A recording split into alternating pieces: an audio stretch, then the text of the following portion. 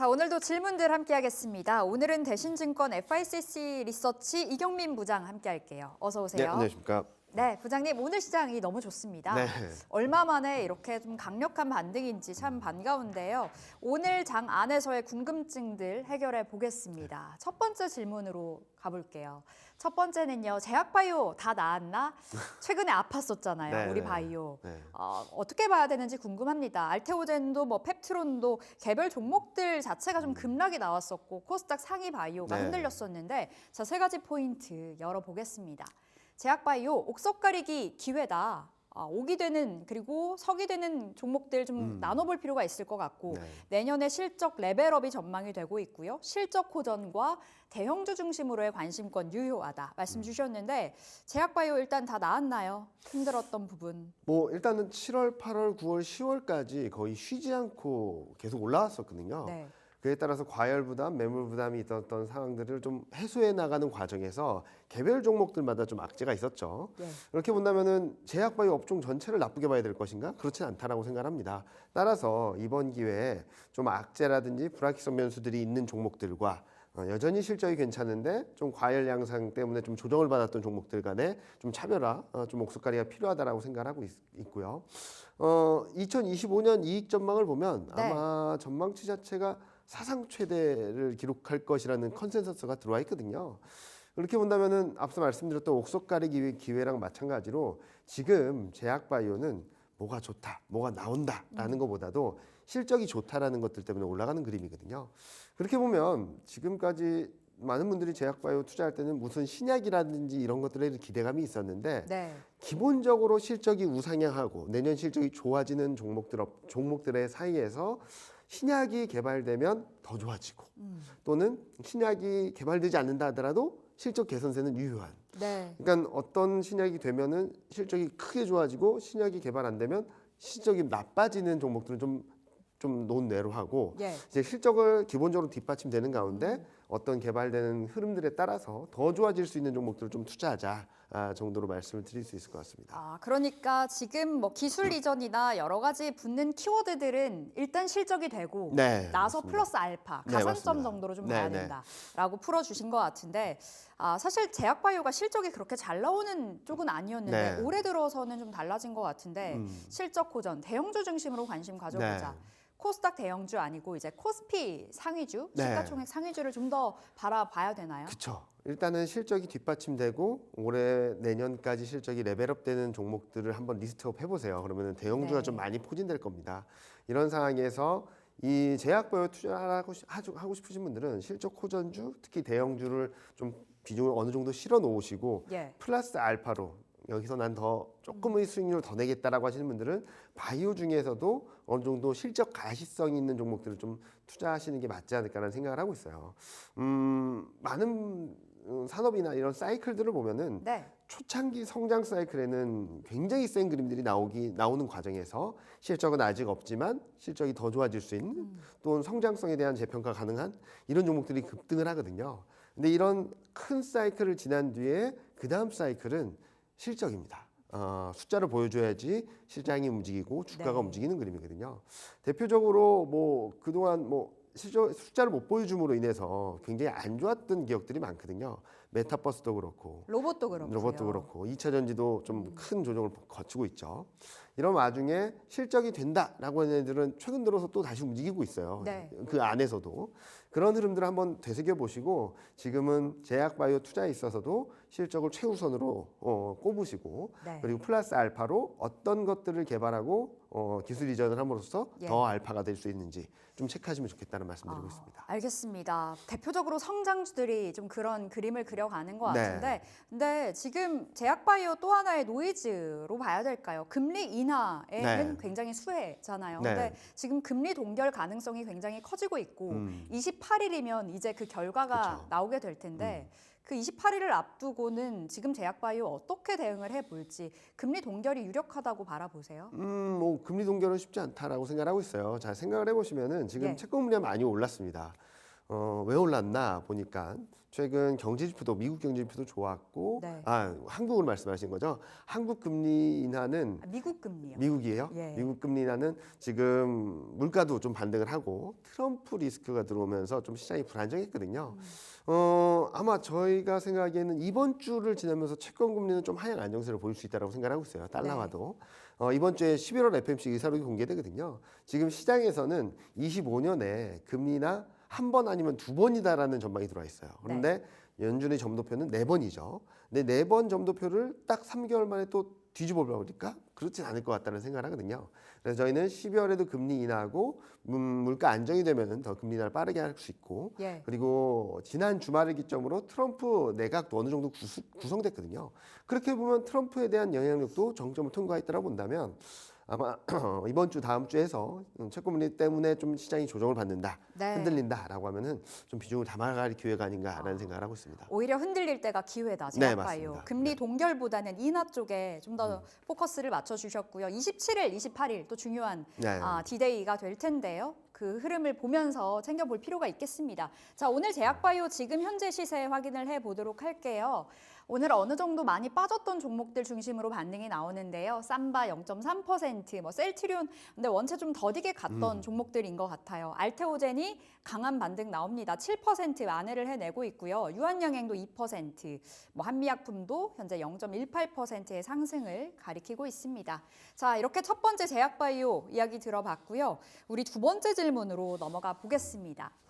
자, 두 번째도 많은 분들이 궁금해하실 거예요. 삼성전자 오늘 시세 나와주고 있던데 HBM 승인 진짜 임박했을까? 이번에는 진짜일까? 찐일까?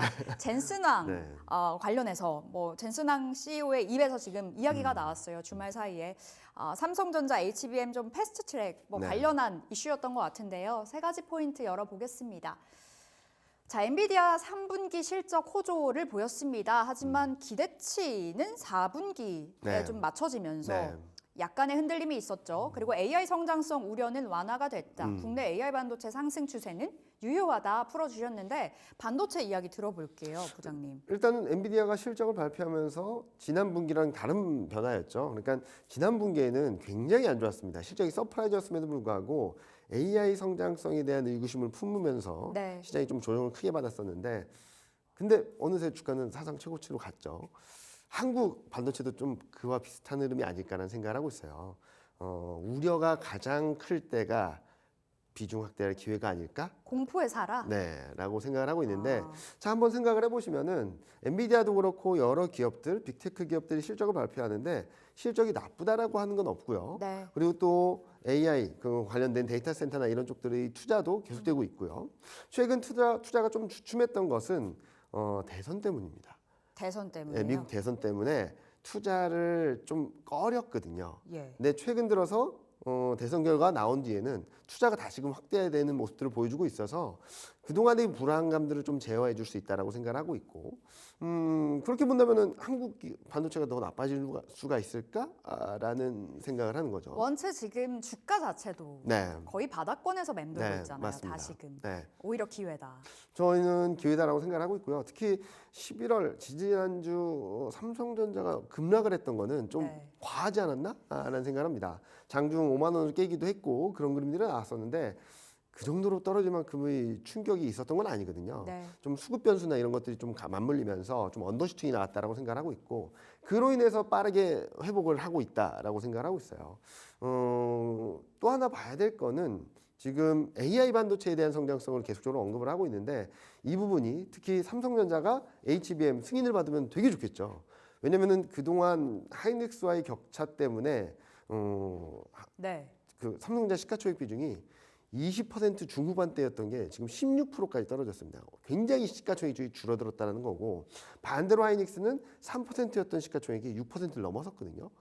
이런 엇갈린 흐름들이 나타났었는데 이 괴리를 좀 좁혀갈 수 있는 네. 트리거 포인트가 될 수 있어서 만약에 HBM 모멘텀이 들어오면은 좀 빠르게 움직일 수 있다라고 생각을 할 수 있겠고요. 그러면 HBM 모멘텀 안 들어오면 끝나는 거냐? 또 그건 아니거든요. 왜냐면은 레거시 반도체라 그래서 전통 반도체들이 계속적으로 올라오고 있는데, 중국하고 유럽 경기가 조금이라도 살아나게 된다면 네. 그쪽의 수요도 좀 붙어줄 수 있거든요. 그래서 저는 기본적으로 HBM 승인이 안 나도 반등은 나온다. HBM 승인이 나오면 굉장히 빠른 반등, 강한 네. 반등이 나온다 정도로 봐야지 지금 된다 안 되나의 문제는 아닌 것 같아요. 만약에 안 될 거였으면 이 정도의 반등도 안 나왔지 않았을까라는 생각을 하는 거고, 만약에 안 되는 거였으면 지금 실적 전망이 완전히 레벨 다운 돼야 되지 않을까라는 생각을 하고 있어서 지금 벌써부터 걱정할 필요는 없다. 뭐 언젠가는 꺾이는 그림들이 나올 수도 있겠지만 네. 지금은 아니다라고 생각하고 있습니다. 삼성전자 굉장히 희망 섞인 메시지를 던져주신 것 네. 같아서 다행입니다. 자, HBM 관련해서 로드맵을 준비를 해봤는데 네. 결국에는 그럼 HBM으로 무언가 기술력을 보여줘야만 하는 상황에서 네. HBM4가 중요하지 않을까 싶거든요. 사실 3, 8단, 12단 SK 하이닉스에게 제대로 넘어간 상황이고 네. 지금 뭐 젠슨왕 입에서 무언가 나왔다 한들 3는 승산이 없을 것 같거든요. 4까지 봤을 때 어떻게 보세요? 어디까지 가야 될지는 좀 봐야 될 것 같아요. 왜냐면은 지금 전자의 기술력에 대한 논란들이 좀 있고 네. 수율을 맞춰줄지 이런 것들에 대한 걱정들이 있어서 일단은 저희가 생각하기에는 품질 테스트 통과라는 것, 발을 들여놓는 것만으로도 그동안 괴리를 좁혀가는 트리거 포인트가 되지 않을까라는 생각을 하는데요. 어느 정도였냐면 금융위기 이후에 삼성전자랑 하이닉스 시가총액 비율을 따져보면 삼성전자가 5배 이상은 했습니다. 항상 5배 격차가 좁혀지면 반등을 했었거든요, 삼성전자가. 근데 지금은 작년 하반기에 5배 밑으로 내려와서 지금 2배 중초반이거든요. 완전 레벨이 다운된 거죠. 네. 이 격차가 완전히 이 그동안의 트렌드가 바뀌어 버렸다는 거죠. 그만큼 전자의 경쟁력이 약화됐고 AI 반도체에 대한 경쟁력에 대한 실망감, 그리고 거기에 대한 매물출에 이런 네. 것들이 나왔었는데, 저는 일단 어디까지 갈지에 대한 부분들은 논외로 하고 일단은 들어가는 게 중요하다. 들어가면 그 다음 스텝에서 한 단계 한 단계 발전하는 그림들이 나올 수 있지, 지금 들어가지도 않았는데 어디까지 갈까에 대한 부분보다는 일단은 퀄 테스트 통과 그 소식만으로도 시장에서는 좀 재평가할 수 있지 않을까 하는 생각을 하고 있습니다. 또 삼성전자가 가만히 있겠습니까? 뭐 이런 생각도 들고 무언가가 보여지지 않을까 네. 이런 기대도 있기 때문에 삼성전자 주가의 낙폭 좀 과했다 말씀 주셨고 네. 자, 시세 확인을 해보겠습니다. 삼성전자와 SK 하이닉스 최근 지난 금요일부터 뭐 전공정 레거시 쪽도 반응이 나오더라고요. 네. 삼성전자 일중으로 봤을 때 지금 2% 안팎의 상승 57,000원 선 가리키고 있고요. SK 하이닉스 보겠습니다. 금요일에 너무나 좋았었죠. SK 하이닉스는 오늘 한 0.17% 이 시각 현재 보여주면서 17만 6천 원 선에서 거래를 이어가고 있습니다. 이렇게 두 번째 우리 반도체 이야기 나눠봤고요. 세 번째 질문으로 넘어가 보겠습니다. 자, 세 번째는 시장에 대해서 이야기를 해보려고 합니다. 한 주만 더 있으면 벌써 네. 12월. 네. 안 믿겨요. 1년이 이렇게 빨리 갔다니 싶은데 산타랠리 있을까? 원체 이제 올 한 해 하반기 들어서 국장이 안 좋았잖아요. 네. 근데 이제 미국에서는 벌써 연말 랠리, 뭐 산타랠리 뭐 그 이야기 나오기도 전에 원체 강세 흐름을 보여주고 있지만 국내 증시 산타랠리 있을까요? 세 가지 포인트 일단 열어보겠습니다. 12월에 외국인 선물과 기관 프로그램 매수세가 들어와야 된다라는 네, 부분이겠죠. 네. 단기 가격 메리트 높은 대형주를 주목해보자. 반도체, 자동차, 2차 전지 관심 섹터로도 네. 말씀 주셨는데 자, 12월 반등 나올까요? 한국 증시 특징이 있습니다. 매년 10월에 못합니다. 그래요. 예. 글로벌 증시 대비 2000년, 2010년 이후 평균 대비 월간 수익률 기준으로 보면 코스피가 10월 달에는 글로벌 증시보다 2%포인트 못해요. 근데 2021년 이후, 그러니까 코로나19 이후를 보면은 4%포인트 못합니다. 네. 10월에 왜 이렇게 못하냐면은 실적 때문이에요. 한국은 되게 특징적인 실적 시즌 계절성이 있거든요. 1분기 서프라이즈, 2분기 예상상해, 3분기 예상하에, 4분기 쇼크죠. 네. 근데 4분기는 보통 쇼크인 거 다 알고 있어서 내년 실적, 그 다음에 실적을 걱정을 하는데, 계산을 하는데 이게 중요하죠. 1분기, 2분기 때 실적이 잘 나오거나 서프라이즈가 나오면 하반기나 그 다음에 실적 전망을 하향 조정하거나 떨어뜨리지 않습니다. 오히려 상향 조정을 하겠죠. 네. 근데 이제 3분기 실적 시즌이 돼서 예상보다 못할 것 같아라고 하면 이때부터 4분기 그리고 그 다음에 실적 전망을 막 내리는 거죠. 그래서 시장이 못하는데, 근데 또 다른 특징은 11월, 12월은 강합니다. 이것도 또 계절성인데 매년 연말에 배당 락이라는 게 있어요. 네. 그래서 현선물 가격차가 왜곡되기 때문에 이걸로 인해서 들어오는 게 외국인 선물 매수, 프로그램 매수입니다. 어느 정도 들어오냐면 외국인 선물이랑 프로그램 모두 다 11월 정도에는 한 5천억 전후, 12월 한 달 동에는 1조 이상 들어왔거든요. 갑자기 확 쉬는 들어오네요. 그림이죠. 네. 그러면은 증시에 나쁠래야 나쁠 수 없는 환경이 아닐까라는 생각을 하는 거고 작년도 한번 돌아보세요. 작년에도 10월 31일 날 코스피가 2,300이 깨졌습니다. 네. 난리가 났거든요. 2,200 간다, 2,100 간다. 기억나요. 예. 근데 그때를 저점으로 수급도 완전히 돌아서면서 그때부터 외국인이 막 정신없이 사기 시작했거든요. 2달 동안 1월 2일 날 2,760 갔습니다. 네. 400포인트 17% 올랐거든요. 이 정도 흐름이 나올지는 모르겠지만 지금 시점에서는 산타레는 좀 기대봐도 좋지 않을까. 네. 특히 글로벌 증시 대비 코스피가 굉장히 저평가되어 있기 때문에 이런 저평가 메리트만으로도 충분히 올라올 수 있는 룸은 열려 있다라고 생각하고 있습니다. 단기 가격 메리트가 높은 대형주 중심으로 바라보자. 네. 결국엔 반도체 2차 전지 아니에요? 뭐 반도체 2차 전지 자동차겠죠. 네. 앞서 말씀드렸던 수급 계절성을 보면은 외국인 선물도 그렇고 프로그램 매수도 그렇고 대형주의 우호적인 수급 환경입니다. 중소형주보다는. 그래서 지금은 좀 많이 빠진 그리고 실적 대비 많이 내려온 종목들을 봐야 되는데 제가 지난 주말 종가 기준으로 실적 대비 저평가된 업종들을 보니까 반도체, 자동차, 2차 전지 그리고 뭐 기계 네. 그리고 뭐 건설 이런 업종들이 좀 나와 있거든요. 그 중에서 대형주라고 한다면 이 새 업종을 대표적으로 꼽을 수 있기 때문에 이 새 업종을 한번 관심 가져보시면 좋지 않을까 생각하고 있고 최근 조정받는 과정에서 가장 많이 빠졌던 업종이기도 합니다. 네. 예, 기술적 반등이 나온다면 많이 빠진 업종들이 좀 탄력적인 반등을 보여줄 수 있기 때문에 좀 엇갈리는 등락은 보여주고 있지만 저희는 12월 말 내년 초까지는 이 새 업종을 관심 있게 바라보자라는 생각을 하고 있습니다. 해답을 좀 주신 것 같아요. 일단 시장 어떻게 바라봐야 될지 그리고 너무 걱정하지 말자라고도 좀 귀결이 되는 것 같은데 반도체, 자동차, 2차 전지 섹터의 흐름을 한번 확인을 해보겠습니다. 우리 반도체 앞서 봤으니까 자동차부터 볼 수 있을까요? 반도체 나와 있네요. 삼성전자 2%, 한미반도체 금요일에 굉장히 좋았었는데요. 현재도 한 1% 안팎의 상승이고요. 리노공업, 이오테크닉스, 장비단도 흐름이 좋은 것 같습니다. 자, 자동차 볼 수 있을까요? 자동차 관련주. 현대차, 사실 현대차 뭐 하반기 들어서 모멘텀 이야기 참 많이 했었지만 주가는 오히려 좀 역주행하는 흐름을 보였었는데 현재 0.5% 가까이 올라가고요. 우선주도 빨간불 켜주고 있고 기아가 빠지네요. 한 1% 하락이고요. K카 뭐 이런 종목들 자리를 하고 있습니다. 자, 2차 전지도 보겠습니다. 2차 전지도 금요일장에서 좀 반등이 나오던데 LG엔솔 최근에 뭐 계속해서 호재가 터졌었죠. LG엔솔이 3% 상승 보여주고 있고요. 포스코홀딩스, 삼성 SDI 2%, LG화학 3%, 포스코 퓨처엠까지 셀 양극재 뭐 너나 할 거 없이 오늘 시세가 좀 나와주는 구간인 것 같습니다. 자, 그렇다면 부장님 한 1분 30초 정도 있는데요. 환율 이야기도 해주실 수 있을까요? 환율 뭐 지금 달러는 107을 넘었습니다. 근데 다시금 1,400원을 넘어가서 네. 이거 안정될까 싶다가 또 이렇게 올라가나 싶거든요. 뭐 일단은 달러 인덱스가 107포인트를 넘었는데 원달러 환율은 1,400원에서 왔다 갔다 하고 있는 거죠. 네. 무슨 말씀을 드리냐면 달러보다 원화가 조금씩 강해지고 있다는 의미입니다. 좋은 거네요. 네, 그럼? 좋은 의미겠죠.